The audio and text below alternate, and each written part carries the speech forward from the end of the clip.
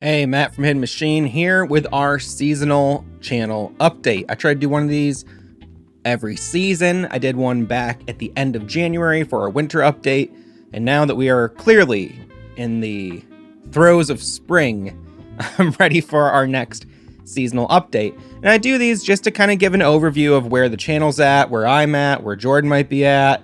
And I just like to give a little bit of transparency to things. People give money to the channel, people give their time to the channel, and I always feel a little weird when a channel I like, it just doesn't have any sort of communication outside of the videos they post. And if there's a long gap between videos, I don't know what the fuck is going on with them. So anyway, since our last update video, we put out several episodes of Yeah, I've Played, which is our long-form discussion show that Jordan and I do together.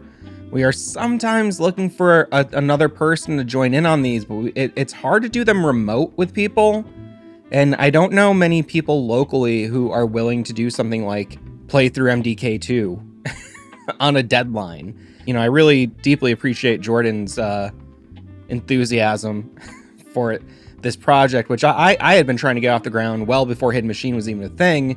I just wanted like a gaming book club, a reason to try new experiences and have people bring new experiences to me and suggest things. And MDK2, the game that we both kind of hated, was brought to us by one of our supporters on Patreon. So thank you again to Magic Turtle and all the other people who support us both here on YouTube through the channel memberships and through Patreon. I actually, I noticed that we put the Patreon supporters on the videos and I don't list the channel membership people because I don't even know how to find that information, honestly. Every time I look, it doesn't say we have any channel supporters. And then when I go into the chats when Jordan is streaming, I can see people are channel members. Big apology if you're one of those people and you're not seeing yourself. Thank you. We do thank you. We do appreciate you. But that's the reason why your name isn't in the listing. I got to figure that out, and it's something that confounds me. And YouTube support is never helpful. I have many long-standing issues with this channel and a couple other channels I have that have never been solved, and I've gone back and forth dozens of times with support. So sometimes I'm just overwhelmed and confounded by YouTube. Anyway, we did episodes since our last channel update on MDK2, as well as Portal 1 and 2, and Her Story, the Sam Barlow game that preceded, I think, Telling Lies and Immortality, which people really say that's a great game. I cannot get Immortality to run on my PC without massive screen tearing and VSync issues that I don't know how to remedy. That's probably one of my favorite things to do for the channel is the Yeah, I've Played, and some of them perform much better than others, but I know that it's a very niche thing, and I like doing that. I really like making a niche sort of video series that some people are very enthusiastic about. And I think that we're the only channel who is going to give you nearly 5 hours of hilarious, in-depth coverage on a game like MDK2. No one else is doing that. No one's going to do that for you, okay? And if they say they will, they're a liar, and they don't have your best interest in mind, and you should block them. Anyway, I also put out an interview with Stephen L. Kent, who is a games journalist for many years, and he had some amazing anecdotes to share. I also put out an interview with Barry Leach, who has been a long-time game composer making music since the mid to late 80s. 86, I think he started, which is mid 80s, but that was also another really interesting talk, lots of great anecdotes, and I have more interviews coming up. The problem with the interviews is, I'll do an interview and then I might not get to edit it for 2 or 3 weeks. And then if I do 2 interviews in that week, it might be 6 weeks before the interview comes out. And that's something that I'm trying to deal with. Like I think in my last update video, I said that we'd be putting out videos every other week because I didn't want to run out of content and kind of hit that choke point where I don't have enough stuff to put out to keep the channel, alive.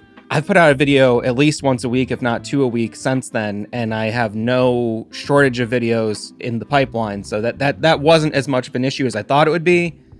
Sometimes I'd like to wait a week in between videos, but also I feel like it's rude to do an interview and then not post it for 2 months. And sometimes, you know, every once in a while, a video I have is an obligation I have to a publisher because I agreed to cover a game in exchange for, you know, a review copy of the game. And I say, yes, I will meet this deadline. Doesn't mean I'm going to give it a positive review. And often I don't. But, you know, that's just a trade. And sometimes I have to do that. I say sometimes I choose to do that. And I never have to do that. And I've taken on less and less of those over time. You know, sometimes I see an offer through like a service like Keymailer or Lurkit where I go, damn, I'm very curious about that. Let's give it a shot.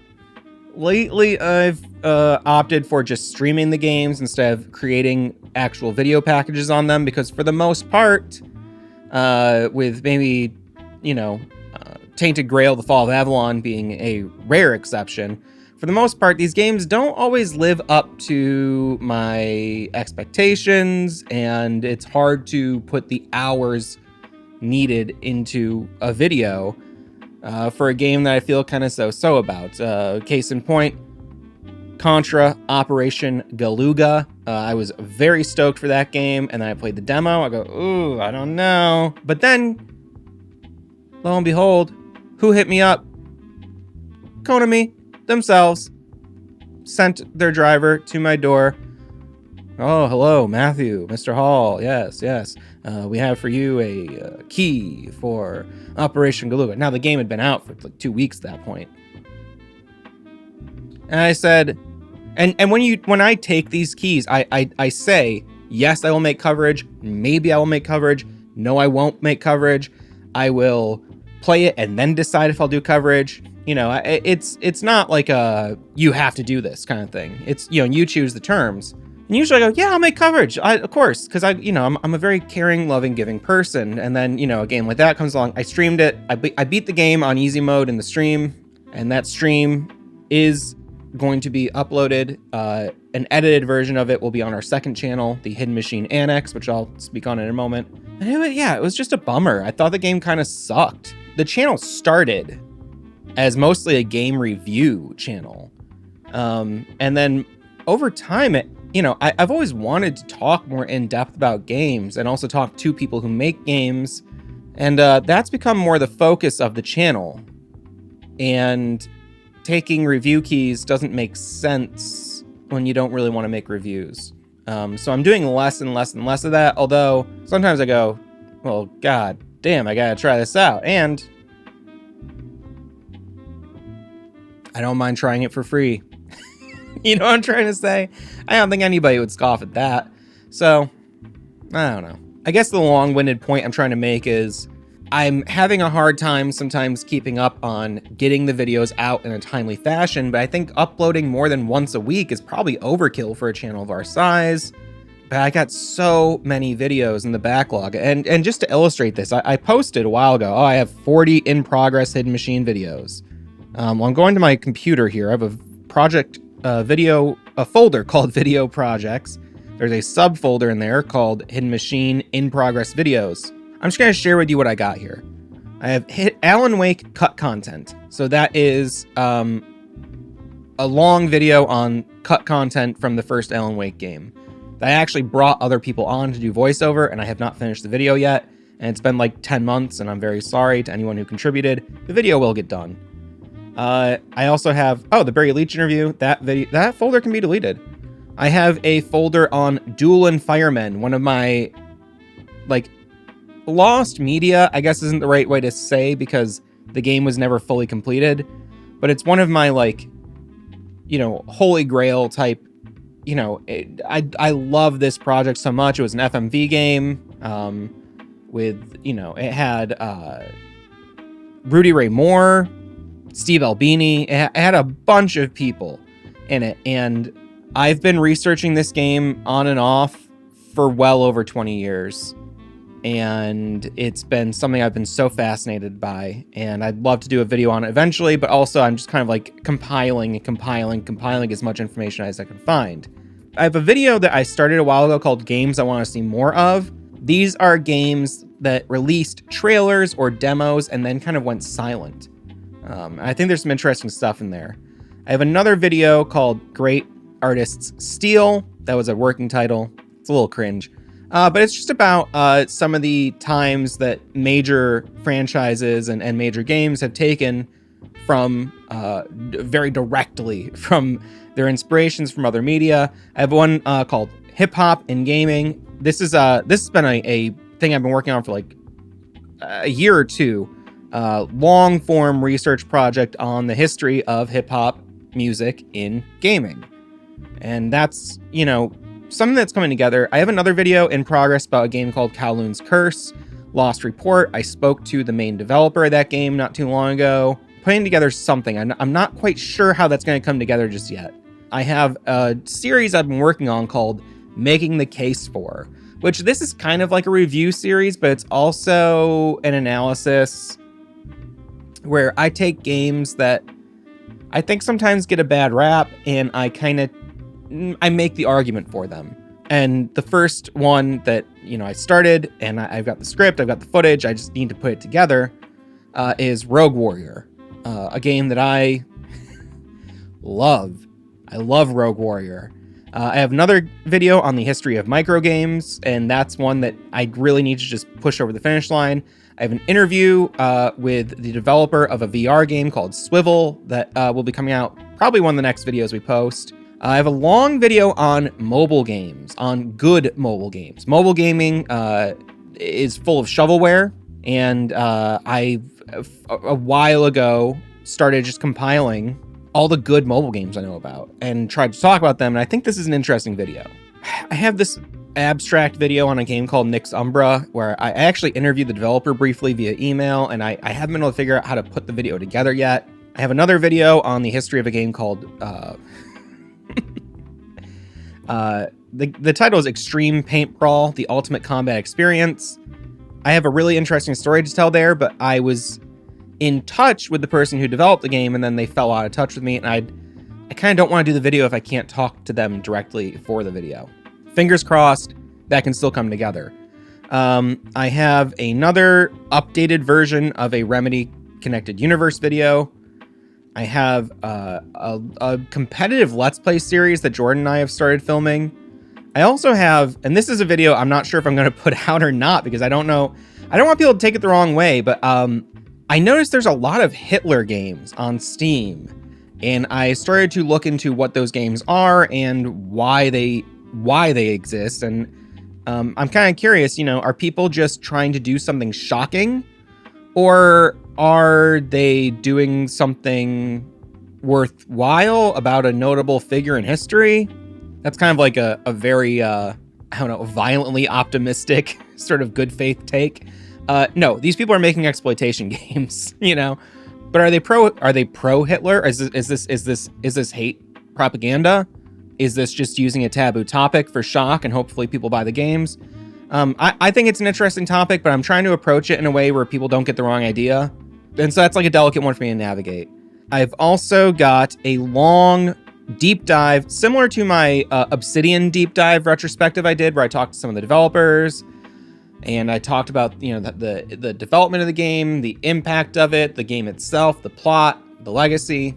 I did for Obsidian last year. I'm doing one on Harvester. And just this morning, I got an email back from someone I'd been trying to get in touch with. This is the kind of thing where I've gotten in touch with some people, and they're, yes, love to speak with you. And then they ghost me. Not going to say who, because I don't take it personally, and I wouldn't want it to seem like an attack. But, part of the trouble with starting some of these research projects is I don't want to just be like the guy in his room telling you what someone else said. I'd like to really be able to give, yes, my take as an amateur researcher, but also I'd like to give some firsthand accounts to the viewer. And sometimes that's really easy to do, and sometimes it takes months and months and months of back and forth to just get the person on the line for 20, 30 minutes, an hour, whatever it takes, And sometimes people are, I'd rather not speak. That's happened to me once. Almost always it's yes, and then it happens, or yes, and then it happens, but it takes a long time, or yes, and then I never hear from them again. So It is what it is. I have a long video on Quantum Break that probably won't be right for a very long time. I've also got a video on Crossfire X, Remedy's lost game. One of 2 lost games from Remedy. And that's one, too, where I've been trying to actually reach out to some people who worked on Crossfire X, and I can't get anybody to get back to me. I've had some communication with folks at Remedy, but also I know they're busy, and maybe talking about a game that nobody can even play in the United States and in most regions isn't at the top of their priority list. And I'm sure the deal, you know, it's probably a little bit of a sore subject, is my assumption. But I'm definitely handling it with respect. I got a long video essay I started on basically connecting this sort of connected universe and world building of songwriters like John Darnielle, the Mountain Goats, with the sort of world building I've seen in the Remedy games. I've got a long video I did on the marketing of the first Alan Wake game that I don't know why that's not done yet. I've also been playing through GTA 4 and chronicling that experience. Maybe that will be like a long, like sort of game diary type video.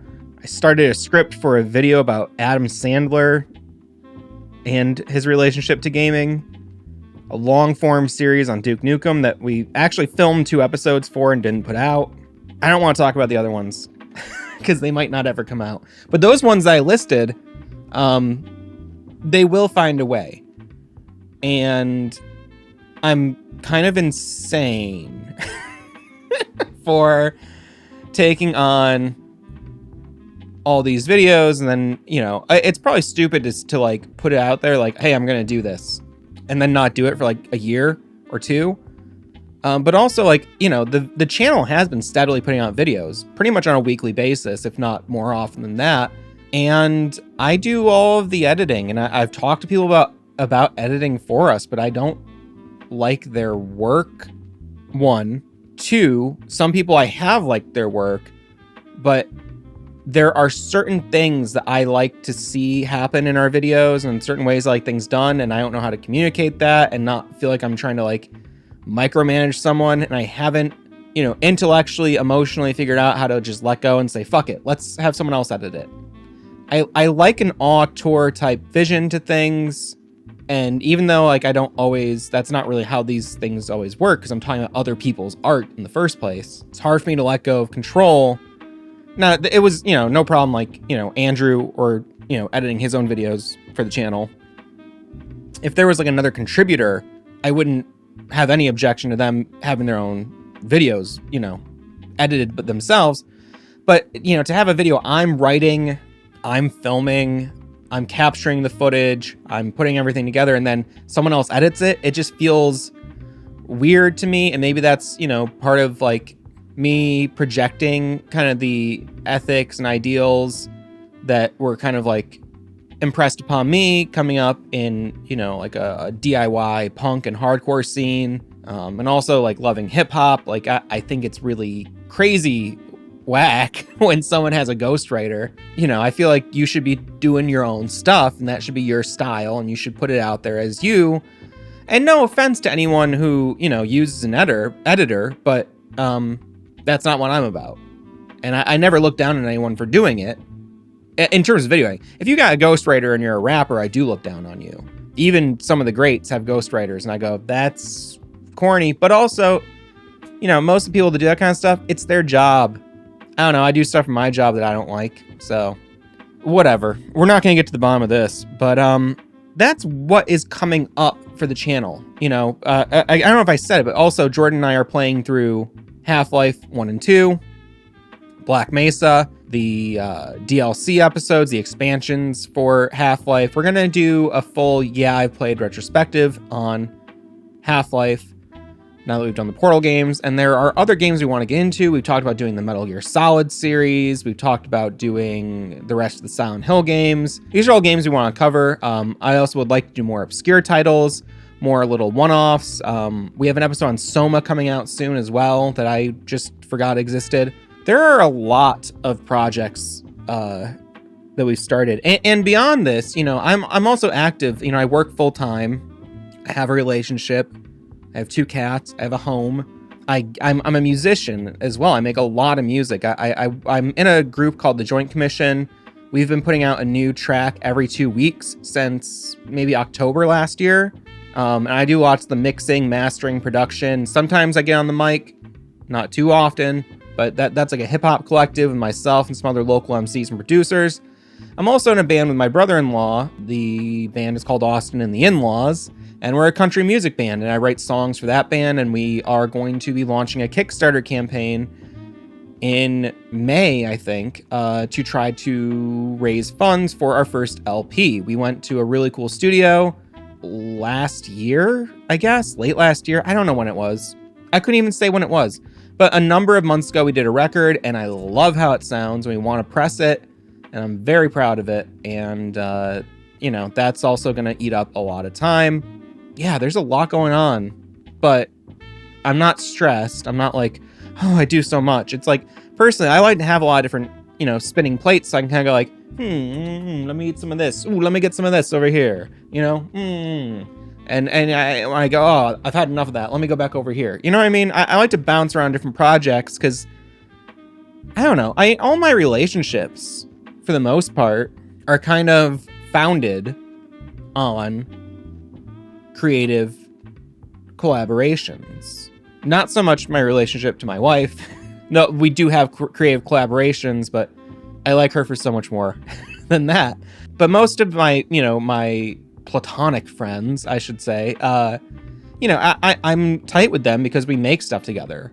And that's kind of like what we do when we get together. I don't like to go to parties. I don't like to watch movies and hang out and, get high or whatever and, go to the bar. I mean, I have done those things. I'm not, I've lived, all right? But especially the older I get, I just realize I like making stuff. It's fun. I like having an outlet for all this static in my brain, It feels good to make stuff. And speaking of making stuff, another thing that I probably shouldn't say out loud because I don't want to doom myself, but I am working on making a video game of my own. For a year or more now, I've been trying to make a point-and-click adventure game. And I don't want to say the title or talk about the content of it too much yet.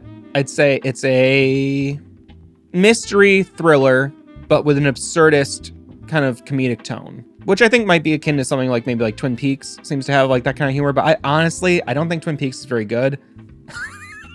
I don't. I've tried to watch it 100 times since I was a kid. I've seen the first 4 or 5 episodes at most a dozen times, trying to restart the series. I will watch it all one day. It's just, I find it to be incredibly boring. And maybe I just haven't gotten to the good stuff yet. I don't know. No offense. I don't mean to slander such a, seminal work, but it has not interested me. And I guess I just mean to say it's not influenced by David Lynch at all. It's a different type of humor and a different type of maybe slightly supernatural mystery thriller. I love David Lynch. I love a lot of Lynch films, and I do think it's amazing that Twin Peaks was on network television at like a normal time slot. That's insane. That's so cool. But yeah, I just have not been able to get into it. Sorry. I feel like that's like upsetting to some people probably, but I will give it a shot, and who knows, maybe I'll be converted. After like doing the retrospective on Obsidian and playing so many other point and click adventure games, like playing through Myst and Grim Fandango, I'm struggling to think of like the other games like Bad Mojo. Unless you're doing something so novel, and even if you are, most point and click adventure games are like things like older ones are games that I love despite like major flaws in their pacing, the visual communication of how to navigate certain areas, like in a first person game. Like turn here, come out this way, now you're facing here. It can be confusing, it can be funky, it can be kind of just, I guess, cumbersome. They're kind of plotting. They're sometimes puzzles you gotta like turn the game off and take a few days to think about. That's cool, but I don't know if that's the type of game I would want to make. And I thought it was at first, and then after playing so many of these games, I go, I like these games because they're weird art And I like them despite how much, sort of awkwardness is present in the actual mechanics and delivery of the art. So I was, learning Unity. I took a class. I got, some modules and stuff, and was working on making this game as a point and click adventure. And then I just had this like realization. I was like, I don't think I can make a good point and click game. Even the good ones, the very best ones, have sections where I go, I want to fucking quit. This sucks. And maybe I'm just like an entitled baby man gamer, but I don't think I'm alone in that. I think a lot of people would say like, yeah, even some of the OG classics have some pretty rough edges. And any game is gonna have rough edges, but there's something about the point and click genre that it can be so unforgiving. And to do a game for a modern audience that kind of learns from, the past and makes a something that's maybe a bit more streamlined in some ways, while maintaining the spirits of the, games that came before it, blah, blah, blah. I just don't think I'm cut out for that. So I started to change everything over to a new engine and make it into a 2D game, not like an Earthbound not a whatever Oxford Tale. What's the game I'm thinking of? The other big quirky Earthbound like indie RPG that everyone loves, Undertale, Oxford Tale. Not really like that. Maybe something more akin to Zelda 2, but I am steadily working on this, and I feel like I finally hit a point where I'm making something that feels like it could be fun. Whereas the thing I was making before felt like it could be interesting. It could be something that someone might make a fun video about, but would it be the kind of game that like everyone wants to play for themselves? Not necessarily. Whereas this game, I think I'm finding a good in between where I think it would reach a wider audience. Still probably reach a pretty small audience. I don't plan on like making this into a big deal. This is a hobby, bedroom project. Don't think of this as anything. This is not something I'm taking overly seriously. I just have a story I want to tell. I think this is a fun way to try to tell the story. But it is happening. So that's the other thing. And once I get it looking like something that's, worth sharing with people, I might want to start doing some like developer diary kind of stuff on the channel. But that's a ways away. At the moment I have basic movement down. I have, transitions between spaces, music, sound kind of cues worked up. So they're kind of triggering right. And I also have like small bits of UI, and I'm working on trying to figure out how the dialogue system is going to work and how to make it feel right for the way the game might feel. It's so early on right now. It's like I have the story. Now I need to figure out the vehicle for the story. Does that make sense? I just don't know, like, what are all the little doodads in the game going to be like? What's the little fun stuff that brings you from one point to the next? Because it's definitely a narrative-driven game. I don't think there'll even be combat. Maybe there'll be combat. I don't know. I love how Disco Elysium handled, combat. A game with no risk is basically a visual novel at that point, So, I'm getting ahead of myself. This is why it's like maybe I shouldn't even talk about it, but I just want you to know, working on a lot for the channel. And I appreciate all the support and people who watch. And I feel like I feel like I'm stoned as hell and just rambling, but actually I'm completely sober. And maybe I'm figuring some of these things out for myself in real time as I say them to you. This is unscripted, believe it or not. But yeah, I just wanted to give a little... This video might be fucking 45 minutes long, I have no idea. But I just want to give a quick update, a little update, just a little fast little update, just a 1 minute update on where the channel is at and what is coming on down the line. And, maybe why, if you heard of a video that I said I was making, and I said that like 16 months ago, and it's just still in the queue, man. There's just a lot of stuff, and I'm only one person. And as much as, Jordan does help facilitate some things, I keep adding more and more and more to my plates.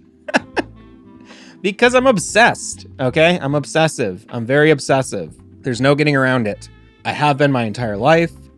Sometimes I've been obsessive in very unhealthy ways. You know, maybe it's manifested itself as toxic behavior in a relationship, or, you know, a negative relationship between myself and food or substances or whatever. You know, I get obsessed with stuff easily and often and constantly. And I need to bleed that thing dry, know it inside and out, and then I move on. And maybe I never think about it again. But my passion is real in the moment, you know? I'm only half joking here. Anyway, that's it. I'm sorry if this is like super weird. I feel like I'm feeling self-conscious suddenly. I normally don't feel self-conscious at all, but I feel like I just talked for like 10 hours. But one thing that will be fun is, you know, if I mention any projects in this video and you know, you never see them come out, you can pester me about that and you can harass me and call me like a liar. That'll be fun for someone to do. It won't be fun for me to experience that per se, but I'm sure it'll be fun for someone to have like a little power play, you know. Ooh, I'm gonna law this over this guy, you know. So it could be fun for somebody. Anyway, look for a new video this weekend. Probably I'm gonna get to editing in just a moment here. This is where my PC is, right here, and my cat's coming to check things out too. So I gotta go. All right, goodbye.